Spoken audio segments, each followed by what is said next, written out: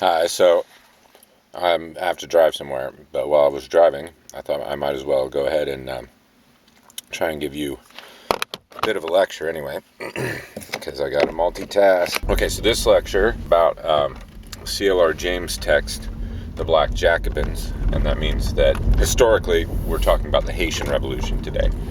Practically speaking, as I said, I think in my introductory lecture, when you think about a text like C.L.R. James' Black Jacobins, which is kind of the key text about the Haitian Revolution, you need to realize that you're really dealing with multiple historical periods and not just one.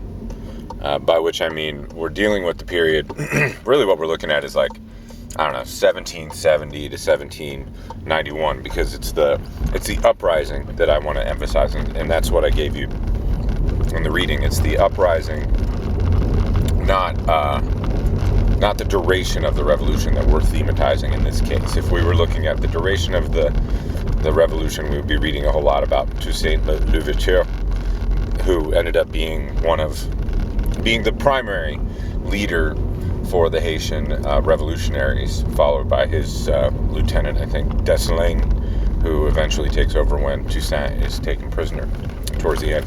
But we're not looking at that period. We're looking at the build-up, and my interest is in the build-up. We're dealing with that period, 1770 to 1791. But we're also implicitly coming into contact with considerations about a whole other historical period, which is the 1950s and 1960s, the period during which C.L.R. James is researching and writing this book.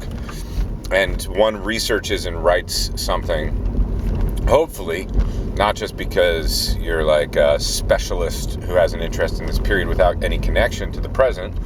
I think plenty of scholarship is like that, but it's boring, and I don't have a tremendous amount of respect for those individuals. The texts that I like are themselves political. And so part of what we have to think about is like, what's the situation, especially for black people in the U.S. and in England. These are the countries where C.L.R. James is back and forth between. He gets pushed out in the 1960s back to England. He spent a lot of his life in England. He himself was from, I think, Trinidad. So he's a Caribbean guy, coming from a circumstance of colonial control also. So we're dealing with both of these. And the Haitian Revolution really has a lot of importance. So keep that in mind. And the Haitian Revolution has a lot of connection to the United States, in large part because it constituted a profound threat to the slave state of the U.S.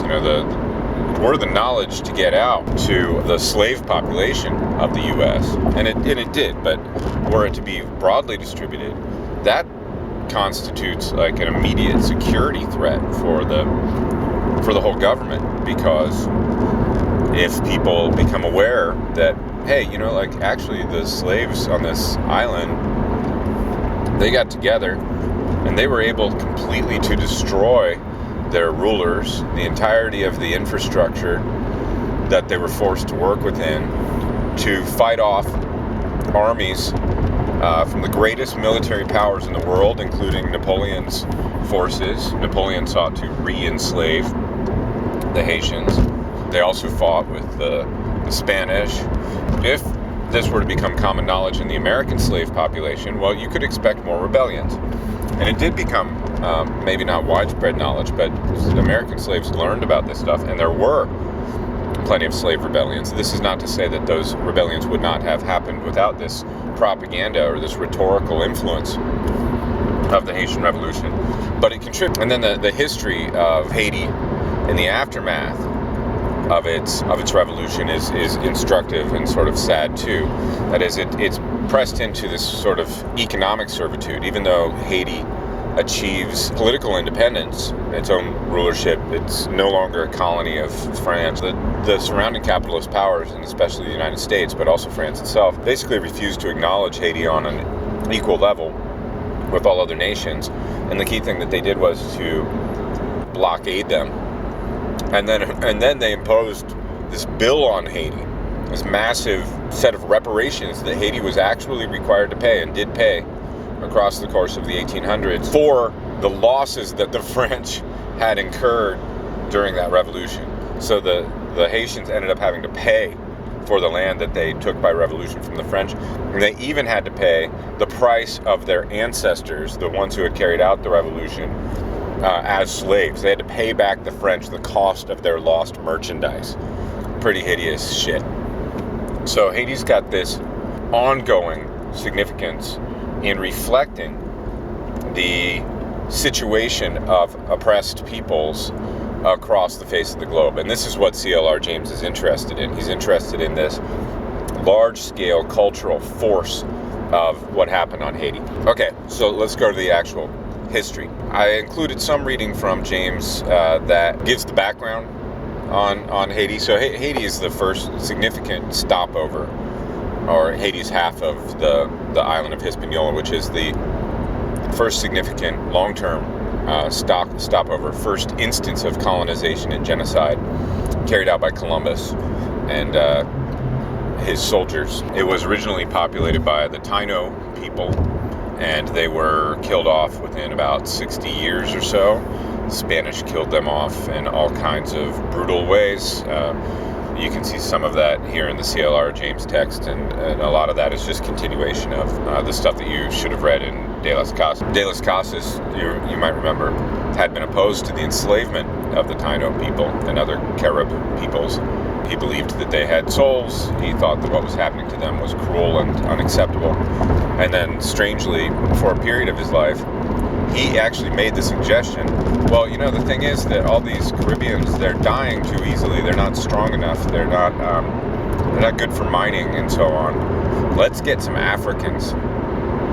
So early on, De las Casas is one of the first proponents of instantiating African slave labor base and slave trade on Haiti. Eventually, he changes his mind about that. So, very loosely speaking, there's this period of Spanish control of the island.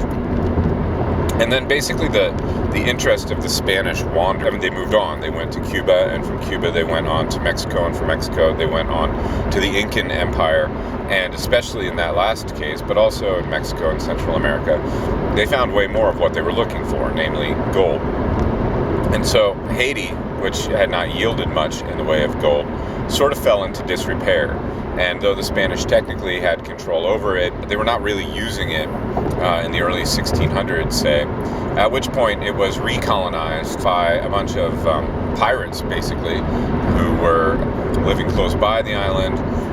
Some of them colonized or set up shop and started selling food and jerky to passing ships. So this small colony of buccaneers eventually becomes the seat of French power on the western half of this island. And they refer to their island as Saint-Domingue, which is just the French equivalent of Santo Domingo. So Haiti becomes important again economically in the course of the late 1600s, early 1700s, at which point colonialism in the Americas has changed its character. For one thing, in early colonialism, the Spanish are the primary force, and then the Portuguese. But later on, it becomes the French and the British. And the use that the French and the British put their colonies to was quite distinct from the use that the Spanish had in mind. The Spanish were after mineral wealth. The French and the British were into the production of commodities, and particularly agricultural commodity. And this is what Haiti becomes. Haiti becomes super important to the economy of Europe on the whole because it raises a tremendous amount of sugar cane. Now, it's worth pausing and thinking about sugar cane, because sugar cane is the basis of the slave trade. That's at least on Haiti, that is the fundamental enterprise. That's the industry that slaves are working on, and they're satisfying this ever-growing market for sugar in Europe. But the reason I say it's important to reflect on that is that, keep in mind, sugar's a luxury item. People lived without sugar for most of human history. You can live without sugar right now, and you probably should. Sugar's a luxury commodity that had been enjoyed by only the elite This is like a caviar kind of thing. You know, you go to a rich person's house and they bring out this like truly exotic thing that you've never seen before, and that's sugar. The market, therefore, early on was extremely small, but that market was grown. Same thing happened. I used to include the Iroquois in this class.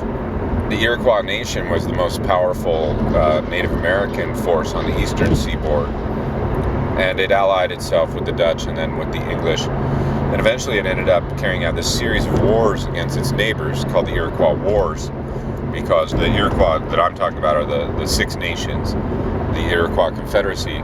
Their nearest neighbors were also Iroquois-speaking people, but the Six Nations destroyed them.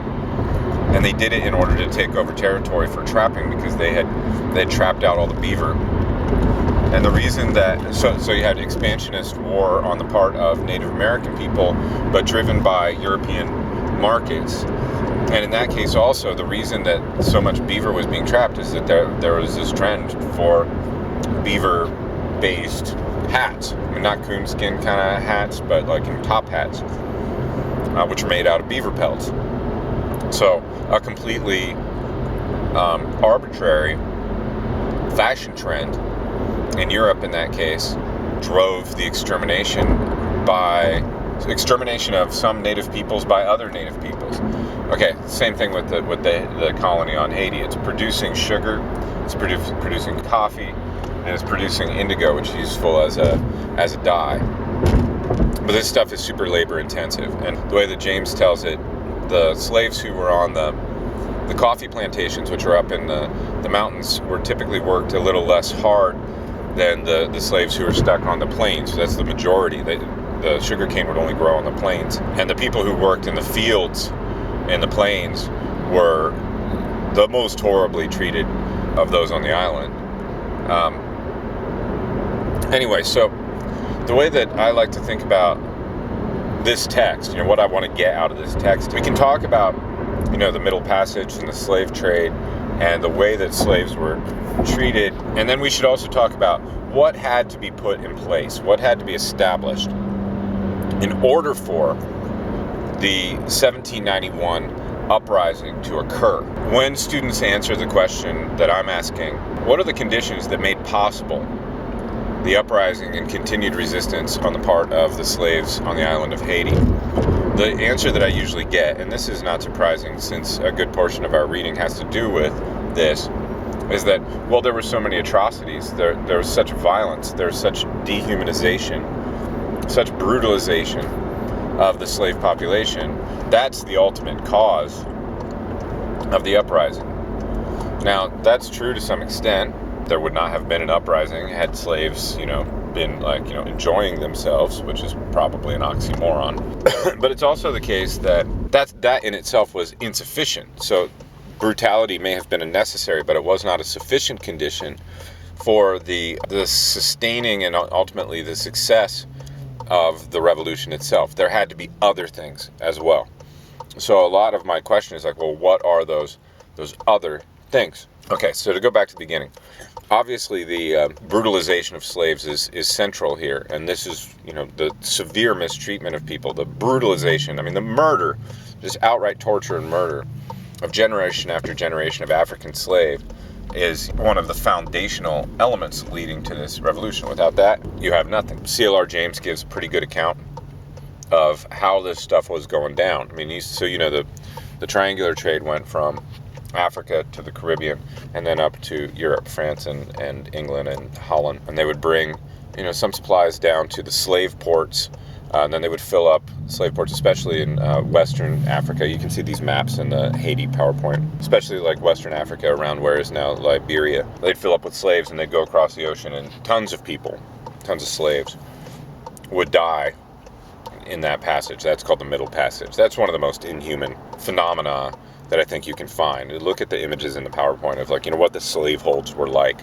Tons of people were thrown overboard. Tons of people died below deck. Tons of people died from diseases. There were instances of cannibalism. Just the sheer brutality of the slavers is kind of incomprehensible.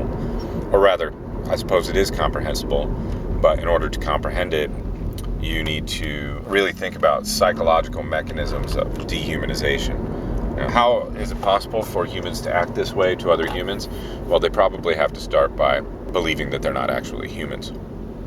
And to put that the other way around, when you start talking about certain people not being totally human, being subhuman, being less than human, that is itself a precursor to radical violence. Because when I stop thinking of a fellow human, but instead as an animal or a thing, they open up a whole range of action which would clearly not have been acceptable, because humans have rights and I need to respect them and all that. So this is the significance of, one significance of like the Black Lives Matter movement.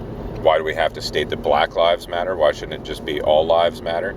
Well, because it's Black lives, it's the lives of people of color, and especially African American people that have historically and that are still culturally set up as somewhat less than human. So wherever dehumanization takes place, we ought to check it, because if we don't, larger scale violence is quite likely to unfold from that. So there's this horrible process going on. And the slavers on Saint-Domingue, on Haiti, they actually made these really horrific calculations. And, here's something that, anyway, they made these horrible calculations where they realized, well, look, we have a couple of options here in terms of how we're going to use our money. And of course, they're investing their money in order to produce a product, which is sugarcane, which they're then going to sell in the market. They're restrained to some degree in that because there's a proprietary relationship between the scene in Saint-Domingue and the French colonial master. Like, the French are controlling, they're making sure that all the product goes through them. Anyway, the people running the plantations, who were on the one hand French, rich French guys, but on the other hand were often managers employed by banks, because these enterprises would go bankrupt and they'll get foreclosed on, and so the banks actually ran a lot of this stuff. These managers and these owners, they calculated that on the one hand we could feed our slaves fairly well, we could clothe them adequately, we could work them such that they could maintain their health, we could give them health care. That would be one way to continue production and to maintain our investments. And then they calculated out and they're like, or we just skimp on all those things. We could just work them literally to death, not clothe them, not feed them enough. Because they weren't feeding them enough, they were compelled to allow them to raise their own food, which was good in certain ways because it provided, like in the last lecture, a certain space of freedom, because the slaves had to go and exchange their agricultural products. But it also meant that when there was drought or a bad season, slaves just starved. And the owner's calculation was that, well, it's better to do that. They just calculated it out. They're like, well, which is more expensive? Should we pay money up front to maintain these people, or should we pay money at the end just to replace them? And they calculated, it's actually cheaper to work them to death and buy new ones. So that's what they did. Next time that you start entertaining capitalist rhetorical ideas that say that if we just let the market do whatever it wants, if we just allow economic calculating to happen, everything's going to turn out for the best. Well, that's what happened here, and it did not turn out for the best. It did have an interesting side effect, which was to the detriment of the masters, and that is that the slave population on Haiti always included a large number of native Africans, as opposed to Creole people who were born on the island.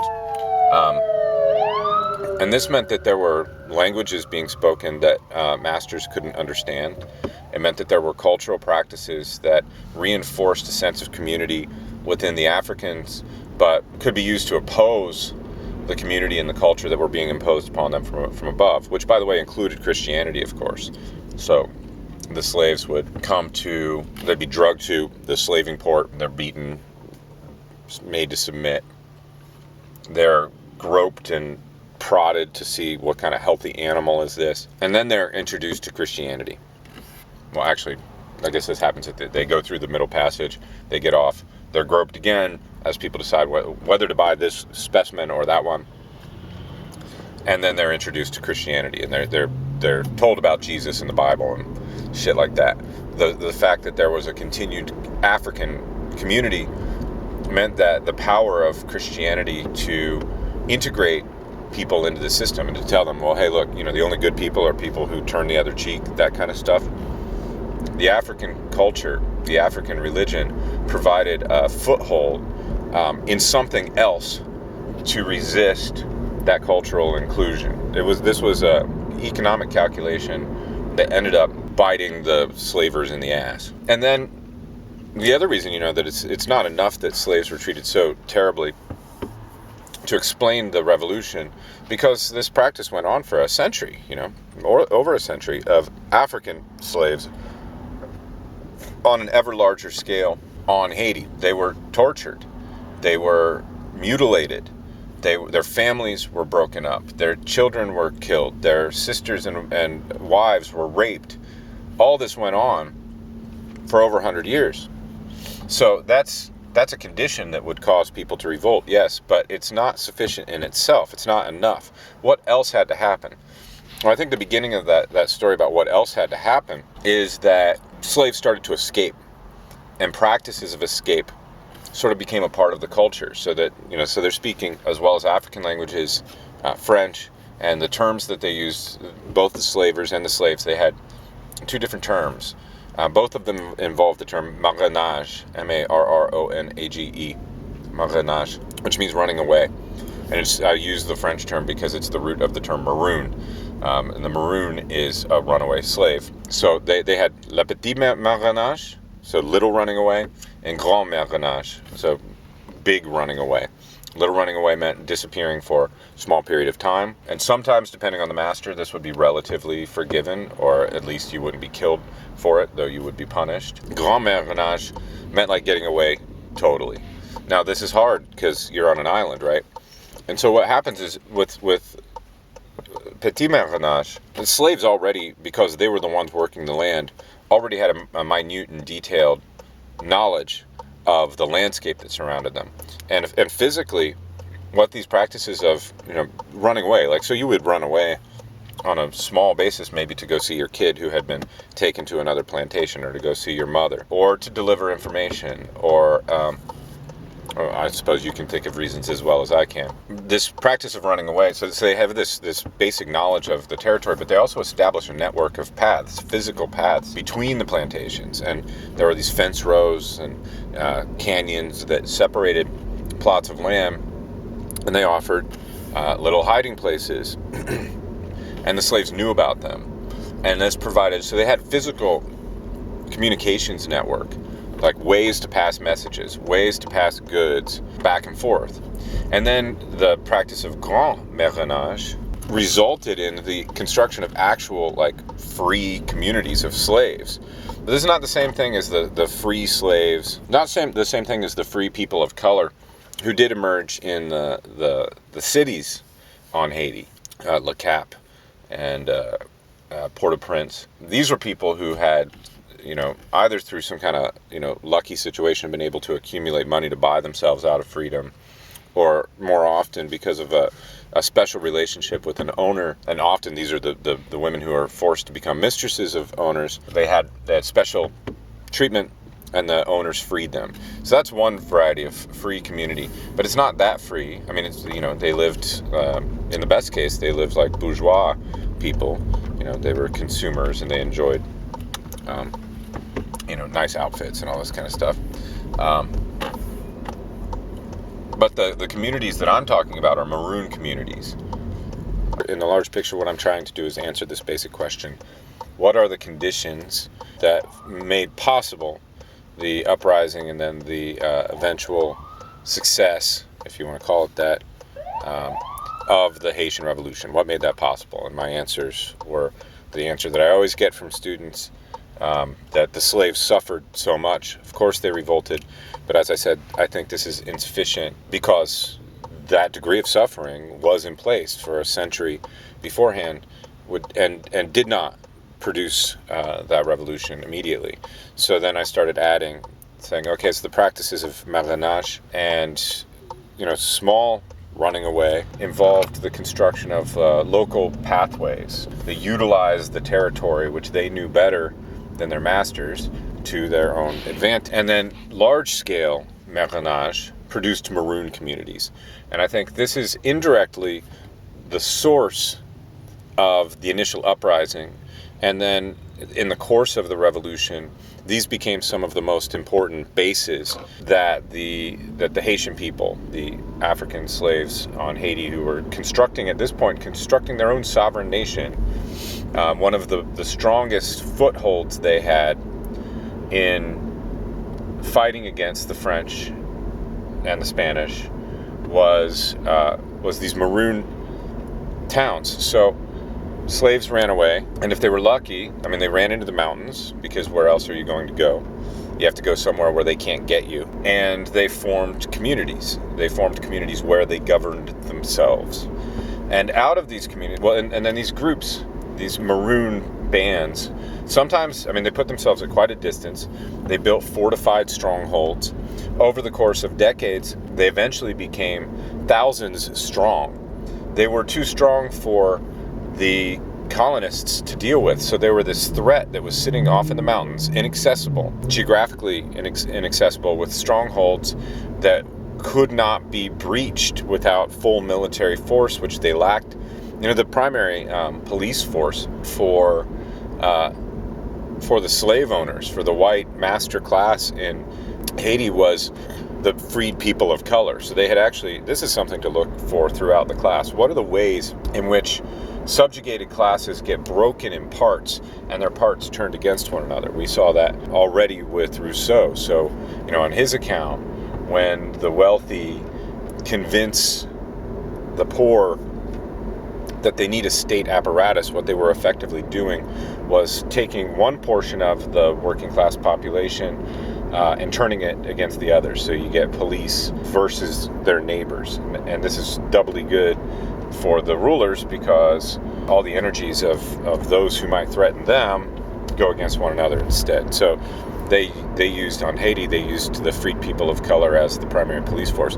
But even when they mounted military expeditions to drum out they were incapable of doing it. So these became kind of hardened warriors, and they raised their own food and they hunted their own food, but they also periodically made raids on plantations. They would come and they would take food, and they would take goods, and they would take weapons, and they would take people. And towards the period that we're looking at, say by the 1760s or so, a couple of generations of groups of Maroon groups became particularly powerful. In particular, one led by an individual named Mackandal. And Mackandal organized a large group, and he started to organize networks across plantations for transporting all manner of things, but especially for transporting poison.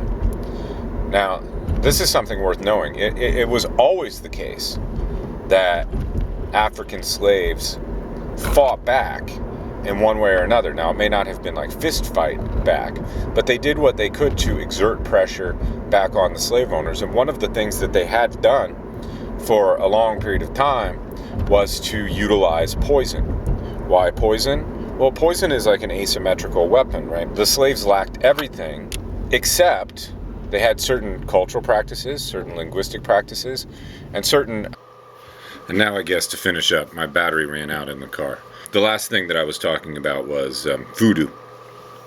So I was saying that voodoo is a religion that is pieced together from a bunch of other religions. So in the African diaspora and the distribution of human bodies from Africa to the Caribbean, people were taken from West Africa, but also Central Africa, big territories in which the slavers operated. And this meant that they were capturing people with different languages and with different religious traditions. So these are the people, the ones who survived that trip to the slave port and survived that grueling trip across the water, and who survive the first few months in this new climate, and who survive the heavy amount of work that they're given as soon as they are able to take it. The remaining people hail from a whole bunch of different backgrounds, and voodoo is a composite of those things. So there are different gods in voodoo, I don't know, dozens of them, Erzuli is sort of the goddess of maybe wisdom and love. There's a whole bunch. And so you have these different rituals that correspond to different deities, and they also correspond to different forms of dance and different beats on the drums. And then voodoo is sort of the composite of all of these things. So it is African religion, but it's not just one African religion. So in one particular part of Africa, they worshiped one particular god. They had a set of rituals oriented towards that god. As this time goes on and those people from those different places get stuck together, a composite religion also appears. So in a way, voodoo is a construction of the slave trade. It's a construction of life on Saint-Domingue. And it also constitutes like a real cultural counterbalance upon the Western culture, the Christian, allegedly Christian culture that was imposed upon slaves. So as I said, when slaves got off the boat, one of the first things that happened to them was that they were introduced to Christianity, and they were expected to be Christian, and they were given time. They were given a little bit of time on the weekend. They didn't really have leisure exactly because they had to use this time in order to tend their gardens, which were necessary in order for them to live. But they also used this time to go meet other people. So depending on the plantation, depending on the discipline that was imposed there, people had more or less power to travel. But they had to give some power because they were too cheap to pay to feed the slaves. So in order for slaves to continue to eat, they had to be able to go to a place where they could exchange whatever they grew for the things that they didn't have so that they were able to eat. On the weekends, they're also, as far as I understand, they're required to go to Mass. So they did Christian worship, but then afterwards, they were able to go and meet up with one another, and they engaged in the practice of African religion. And it's that circumstance which constitutes, in my understanding, another space of freedom. So you have the maroon encampments, and you also have the much shorter-lived temporary autonomous zones. That's a technical term from a writer named Hakim Bey. A temporary autonomous zone where they intentionally practiced their traditional religion and not Christianity. And it's from this latter religious base, together with the meetings that could be had once in a while on the weekend for gambling, meetings for trading food, but especially the religious gatherings where there were no white people. There were no, well, I was going to say there were no overseers, but that's not true. There were overseers, but only black overseers. And they ended up, by the way, these people who rode on horseback and were armed with swords and were closer to management, and therefore looked like their sympathies might be split between the slaves that they oversaw, but whom they beat, hypothetically at least, and their masters. You would think that maybe that was a compromise position, but it turned out that was the position through which a good portion of the uprising was orchestrated. Those men had greater mobility because they're on horseback. They were allowed to move freely, and they knew how to use horses, and they knew how to use arms. But it was at the religious gatherings that most of the plans for the uprising were made. And there are all these repetitions of the story about the meetings that happened immediately before the uprising at Bois Quémant. Supposedly there were two leaders there, and those leaders were religious leaders, Dadi Boukman and Cécile Fatiman, a priest and a priestess of voodoo. And they declare that the island is going to pass into the hands of the blacks and that the whites need to be destroyed. And they call upon everyone who is there to do away with the religion of the master, to do away with Christianity. And if you want to think about, what Christianity is historically, you should think about it's being impressed upon the slaves as they get off the boat, and think about it's being impressed upon all the peoples of the Caribbean and Mexico and Central and South America under the conquistadors. Christianity has historically, and this is probably not unique to Christianity, it's probably true for Hinduism and even Buddhism in some instances, been imposed upon enemy or subjugated populations. And in this case, the decision was, hey, let's take our cultural inheritance, even in its sort of new synthetic form, and let's affirm that in place of this religion that we've been given, which tells us that the meek shall inherit the earth, that the greatest sin is to rise up against your master, and all this kind of stuff. So this concludes my set of considerations, I suppose, for the moment. Well, I can add in one other thing. I was going to say concludes the list of conditions in place in order to facilitate the uprising. Maybe we could add one more even, and that is rhetoric, propaganda, particularly from France. So the writings of Rousseau, but then the writings of French revolutionaries themselves, and the news of the French Revolution were continually arriving in Saint-Domingue. I mean, the turnover was huge. Like, this is a big industrial port, and by the way, it's a super industrialized place. It's one of the most industrialized places on the face of the planet at this point, because sugarcane production requires big machinery for pressing and juicing the stalks, and this is really harsh machinery too, where people would lose their arms or die by getting pulled into the presses.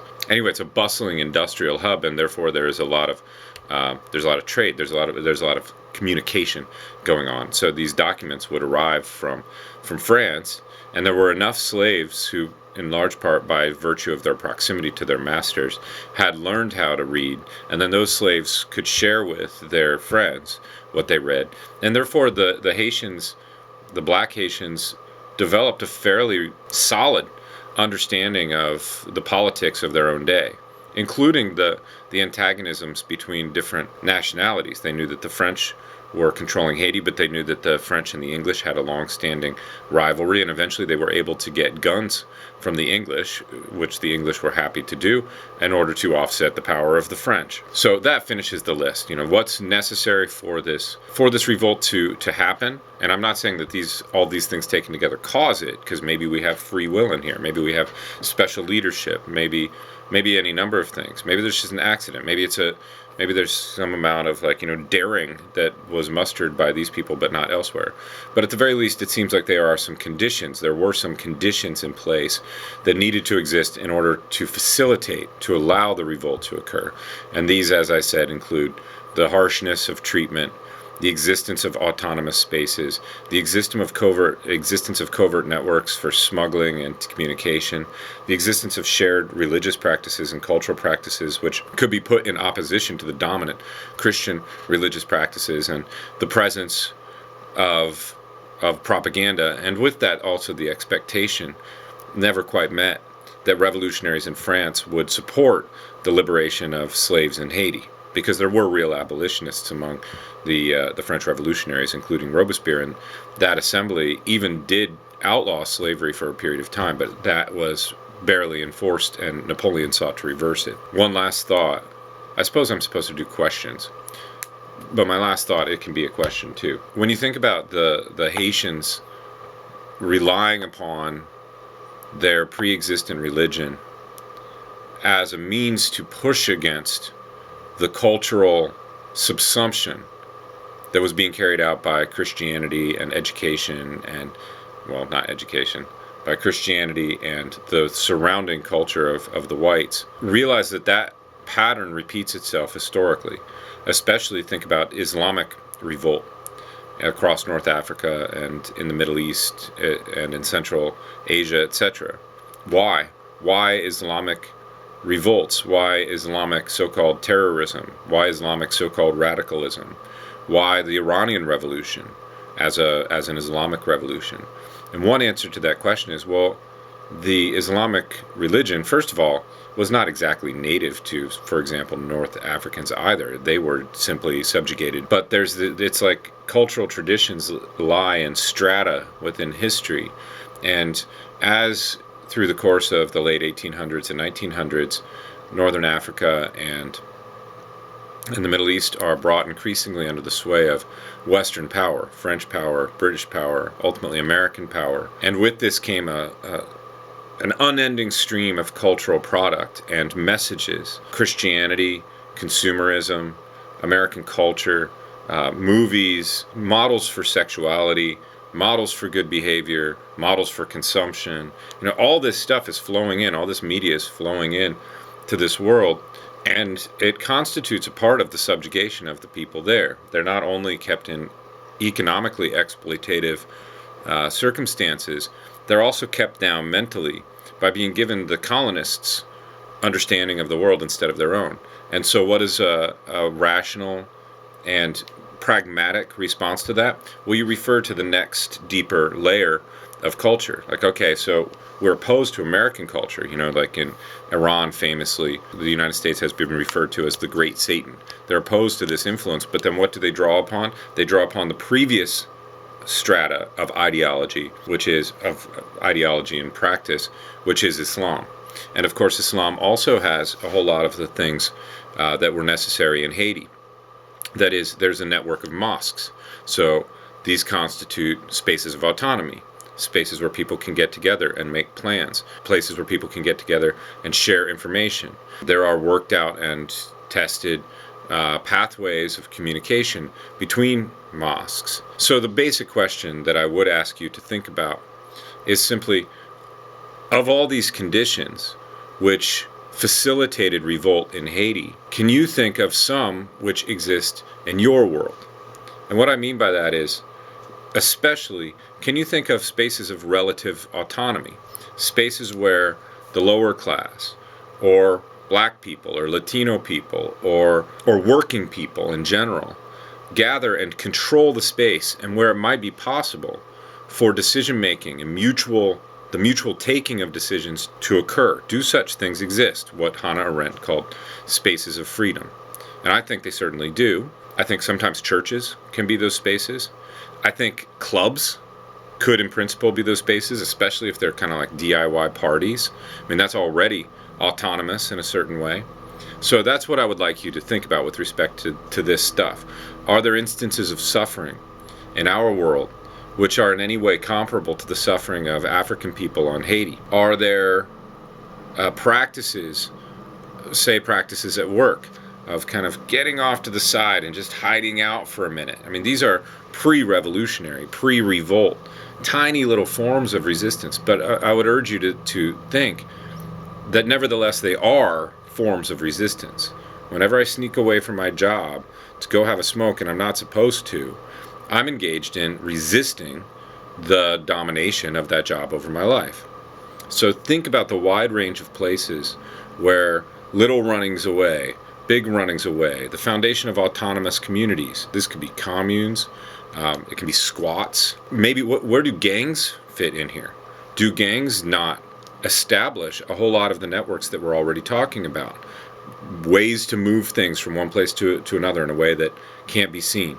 Ways to communicate with one another from one point to another that can't be intercepted or that are difficult to intercept. Bases and spaces that they fully control themselves and from which they can make plans. Clearly this stuff exists. So, what's the difference between a gang and a potential like revolutionary group? Probably the goals of its activity, right? So if you have money making, that's one goal. But the organization and its preconditions and its material base, the practices and the spaces involved with it, those already have a certain revolutionary potential.